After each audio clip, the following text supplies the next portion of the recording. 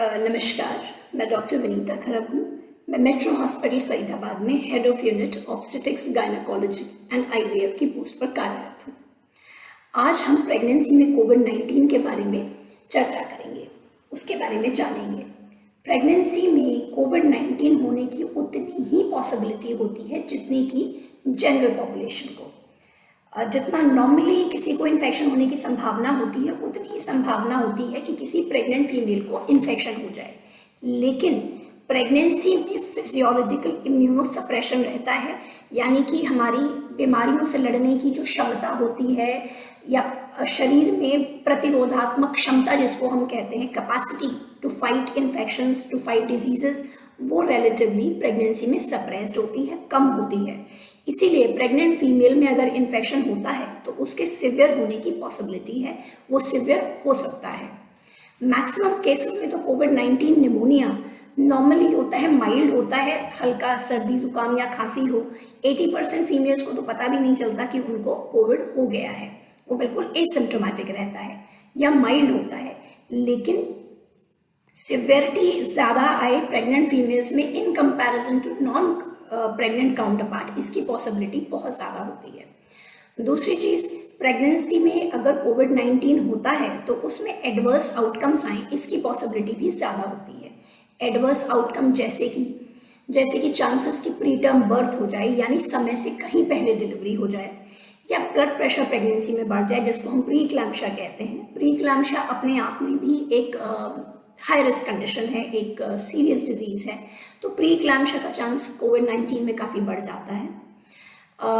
Pregnant females का ICU में admission होने की पॉसिबिलिटी ज़्यादा होती है, उनको वेंटिलेटर की रिक्वायरमेंट लगे, इसकी पॉसिबिलिटी भी ज़्यादा होती है। और मैटरनल मॉर्टैलिटी भी ज़्यादा होती है। मॉर्टैलिटी यानी कि जान जाने का खतरा प्रेग्नेंट फीमेल्स में नॉन प्रेग्नेंट फीमेल्स के कंपैरिजन में ज़्यादा होता है अगर उनको कोविड-19 हो जाए तो।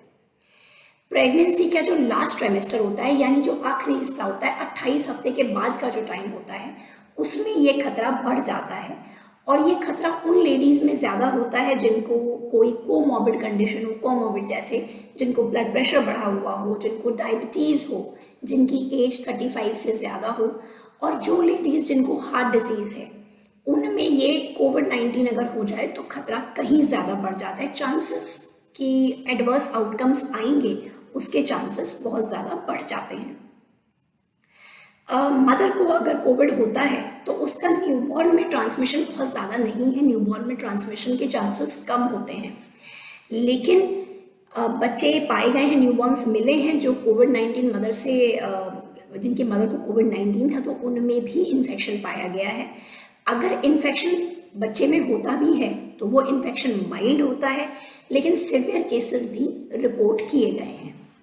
बच्चे में इन्फेक्शन होने के चांसेस वर्टिकल ट्रांसमिशन से कम है, यानी थ्रू प्लासेंटा इन्फेक्शन जाए इसके चांसेस कम हैं।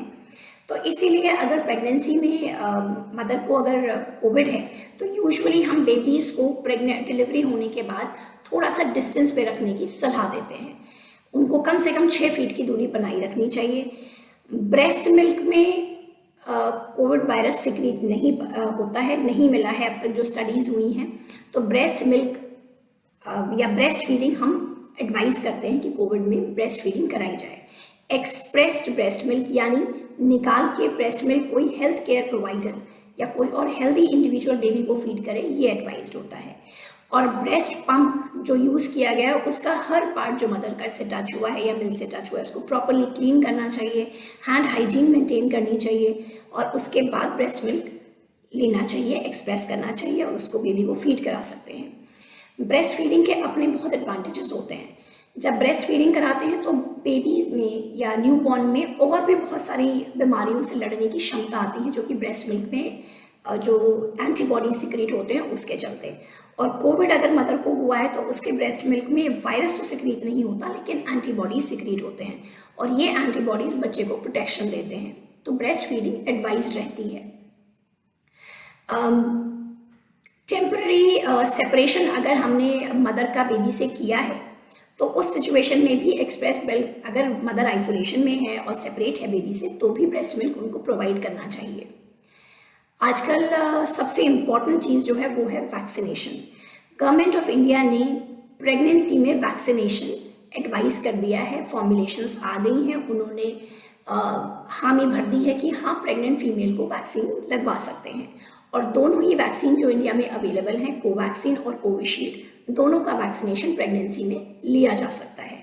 वैक्सीनेशन से बहुत एडवांटेज है। अगर आपने प्रेगनेंसी में वैक्सीनेशन किया है तो बेबी में ऑलरेडी थ्रू प्लासेंटा वो एंटीबॉडीज जाएंगे और बच्चे को प्रोटेक्शन मिलेगी कोविड से। तो प्रेगनेंसी में vaccination is advisable and should be taken specially by the health care providers और द फीमेल्स जो कि रिस्क पे हैं, जिनको बहुत हाई रिस्क है कोविड होने का। उन पेशेंट्स को तो ज़रूर वैक्सीनेशन करवा ही लेना चाहिए। Thank you.